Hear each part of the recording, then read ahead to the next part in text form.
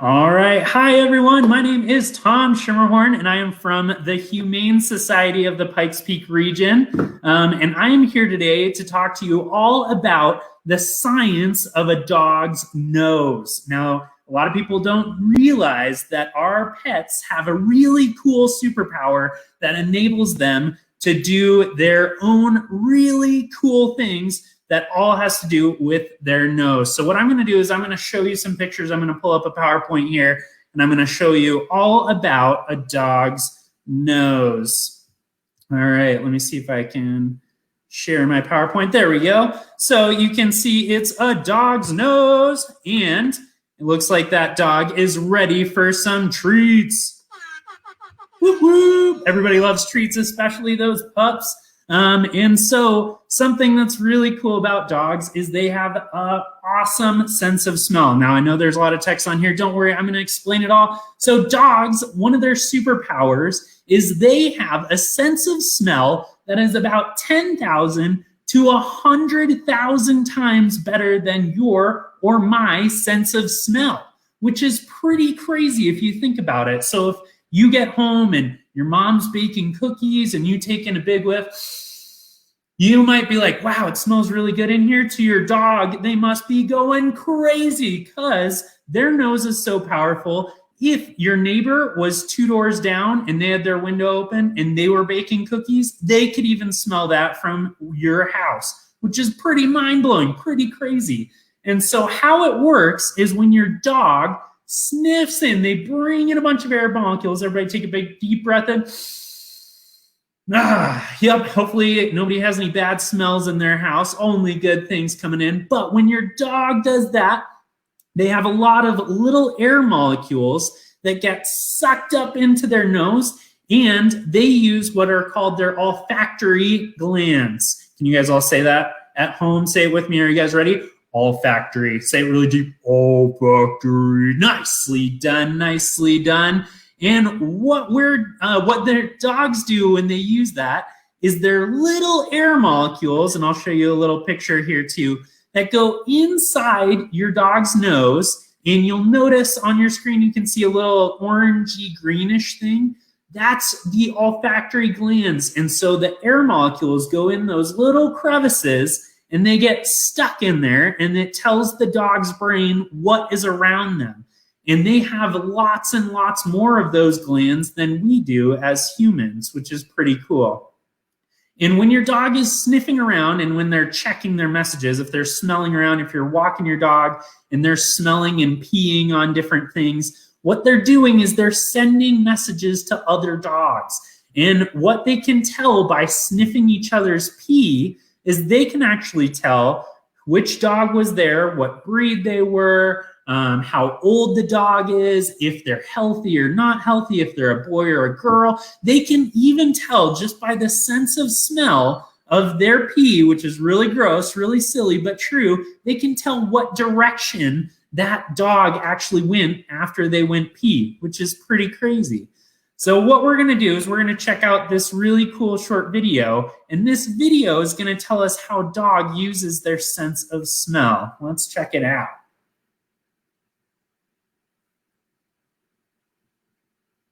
All right, let's see.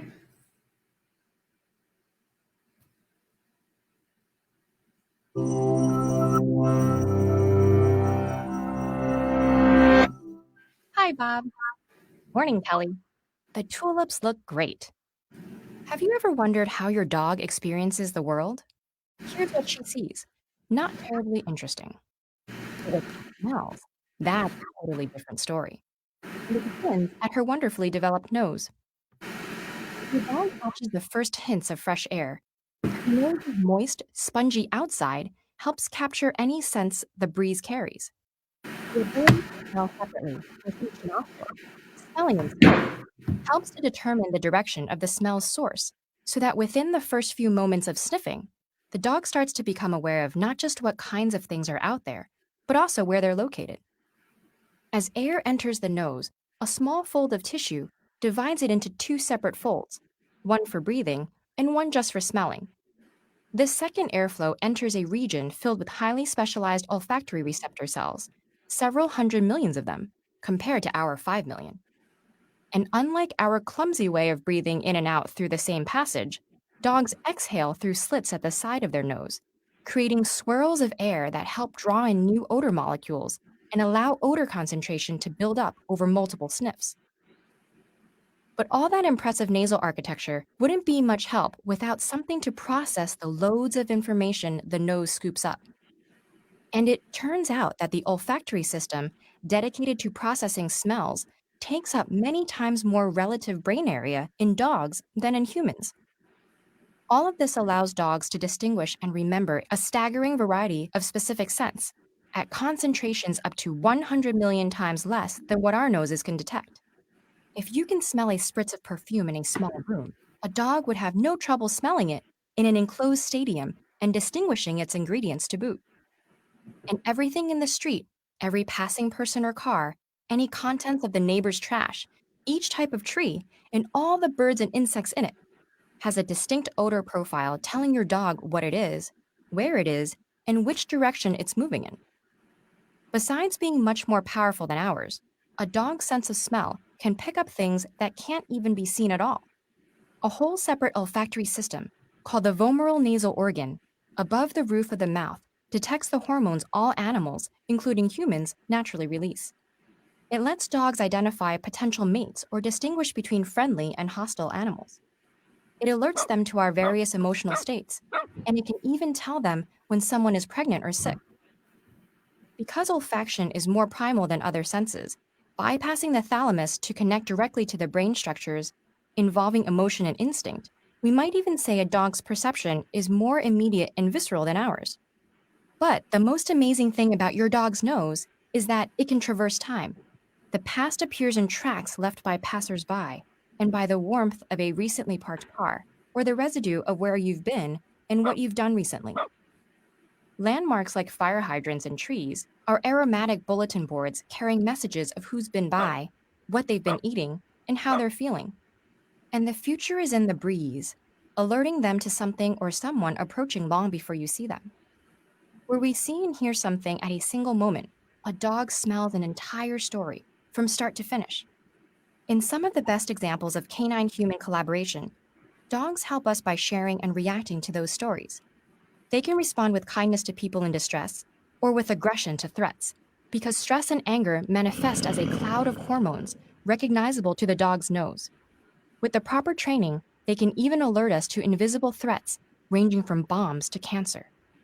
As it turns out, humanity's best friend is not one who experiences the same things we do, but one whose incredible nose reveals a whole other world beyond our eyes.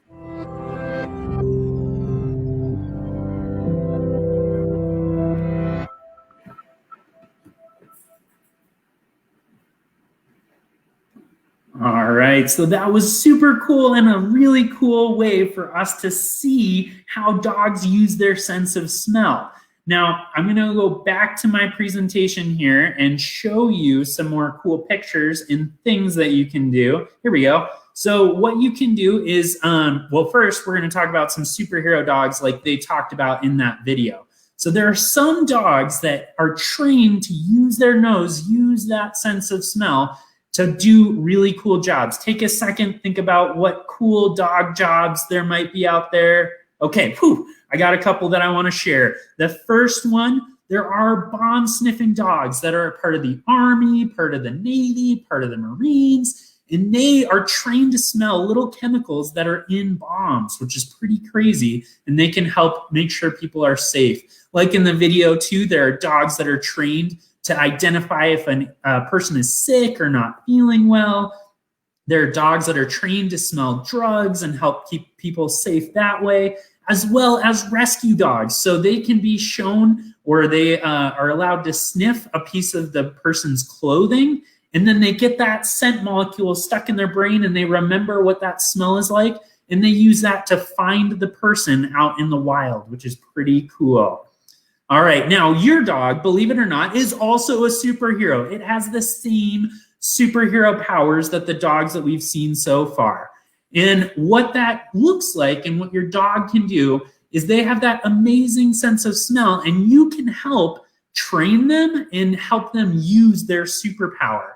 Now, how do you think, what are ways that we can get our dogs to use their superhero power? Take a second and think. I've got an idea, a super simple one. That's right, is taking them on a walk.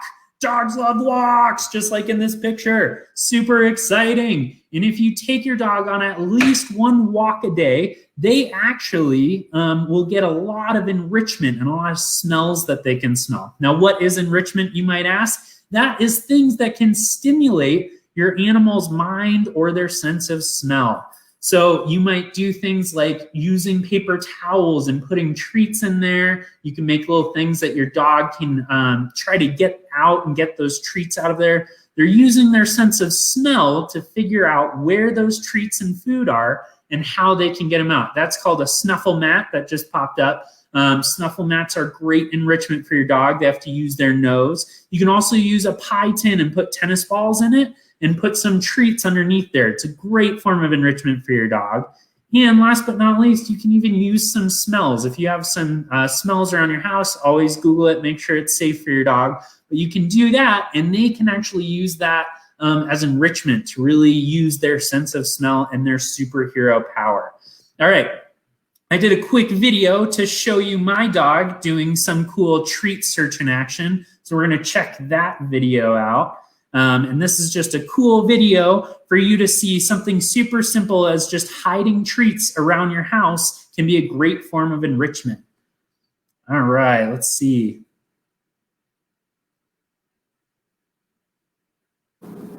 All right, so what we're gonna do, we're at my house right now, and we're gonna see how quick it takes my dog time to find different treats. Now, before we do that, and before we do our experiment, I wanna show you a couple of things that you can do.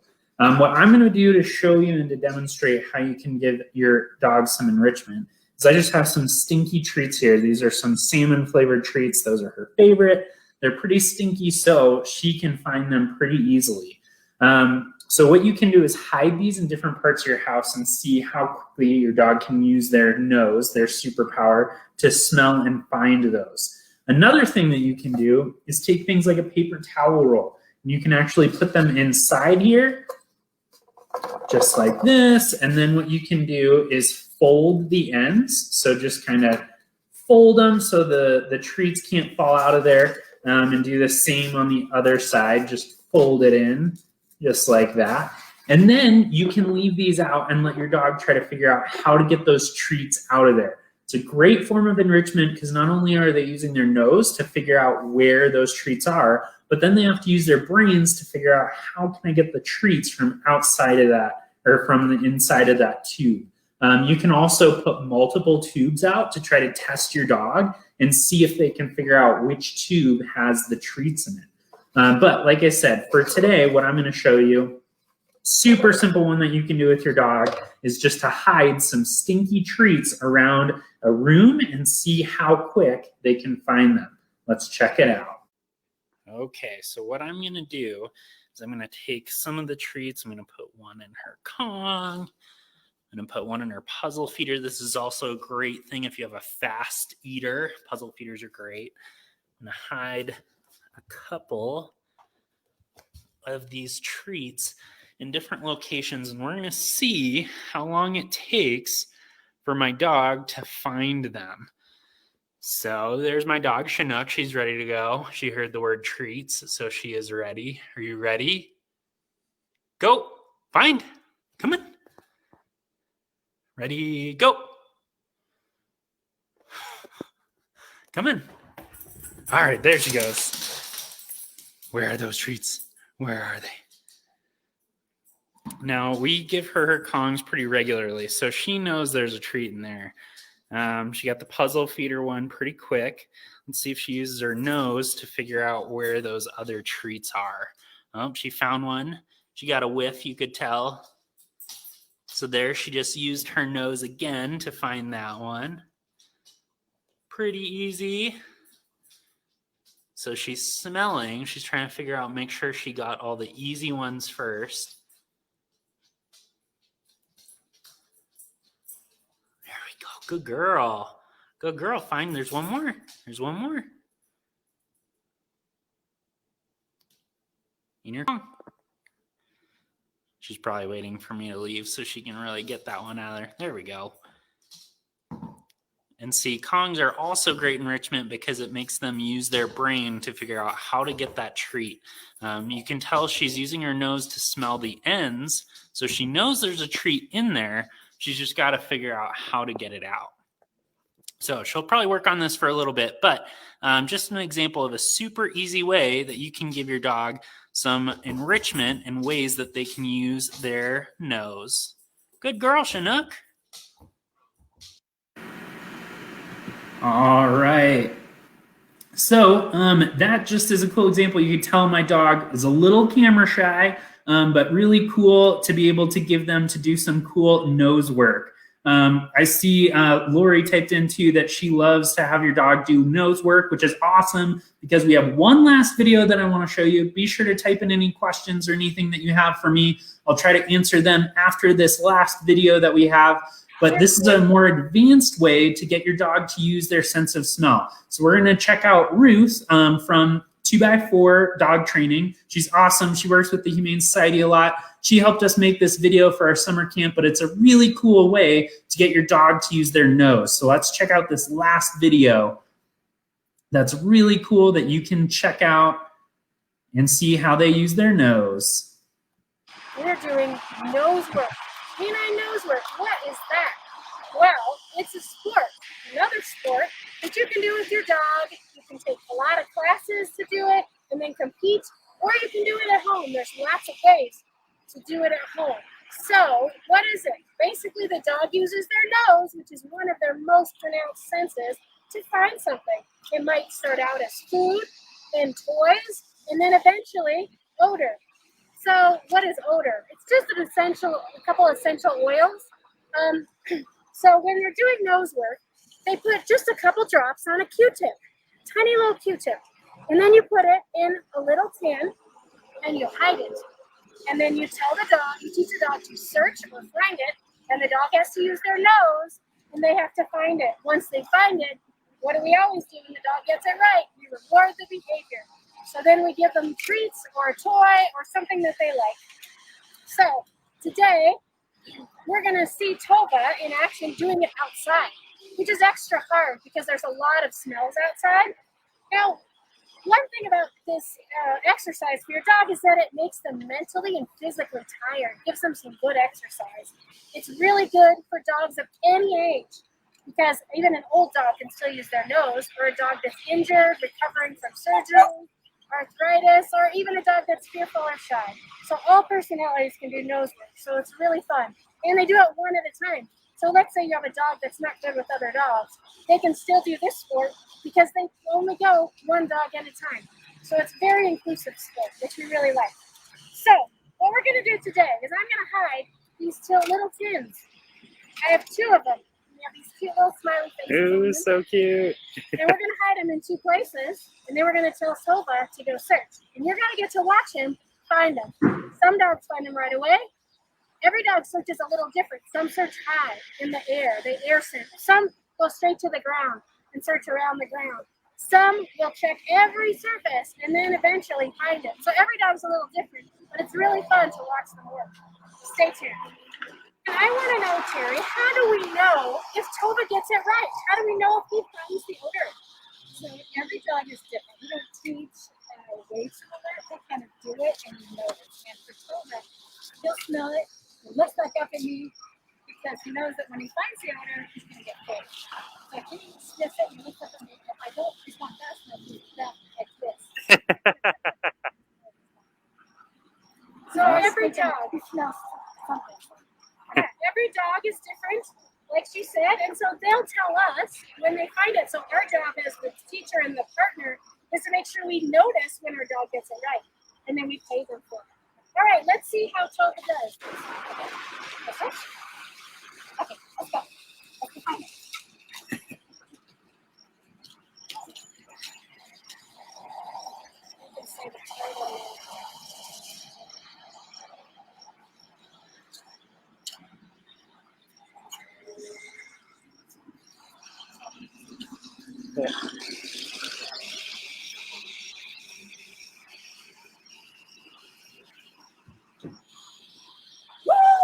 Good job.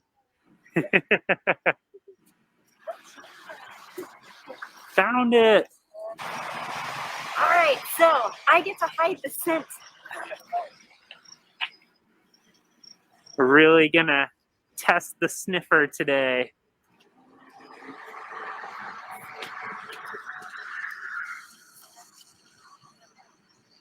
It's gotta be on a flat. Yeah. Okay. All right. We'll see. Woo woo. Let's see if we can find the smell.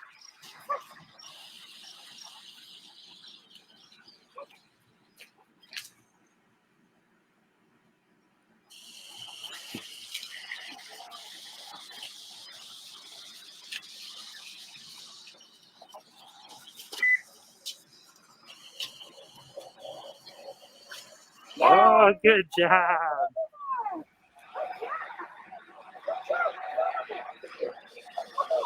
Man, it only took 30 seconds. Good job. Awesome. Well, that is a really cool example. We got to see Toba using his nose to find where those Q-tips are, which are really cool. So again, they're using that amazing sense of smell to figure out where those are and what is around them. So we only have a couple minutes left. So if you have any questions, please let me know. I love answering questions. But hopefully too, next time you take your dog on a walk, you make observations and look and see where they're smelling. See if they're sniffing the same bush or the same fire hydrant or maybe the same tree. And think about how many dogs must have been there. When do you think the last dog was there? Maybe even if you live by a park, go and sit in the park and watch as people walk their dogs. See if a dog goes pee on a bush and then see if the next dog smells that same bush. Because that's how dogs communicate, which is really cool science that's happening right around your neighborhood, maybe even in your own backyard if you have some multiple dogs that are smelling around, sniffing around, which is great too. Awesome. Well, I want to thank everyone so much for joining us. We also have some really cool education programs at the Humane Society that I wanted to make sure if anybody's interested. Hopefully starting next month, we're starting our shelter reading program again. So if you need extra help reading, you can sign up to come and read to some of the cats and small mammals that we have. We also have a bunch of really cool school programs. We even have some virtual school programs. So if you want to learn more about dogs, how to take care of pets, cats, small mammals, we have some great programs that can help talk about that with your class. Or even if you have a Boy Scout or a Girl Scout troop, we love doing programs with them as well, which is super great, super cool. Looks like I don't have any other questions coming in that I can see on my end. So I want to thank everyone, and especially I want to do a big round of applause to Mr. Mark and the Cool Festival team. I know the Cool Science Festival team has been working really hard today to bring you all this awesome content. So thank you to everybody who's been doing that, because I've learned a lot just watching the sessions today. Hopefully you have as well. There's still, I think, a couple more coming up. But thank you, and come visit us at the Humane Society, especially if you have a new dog or a cat. If you want to bring a new pet home, always come visit us. We have plenty that need to find new homes. Thanks, everyone.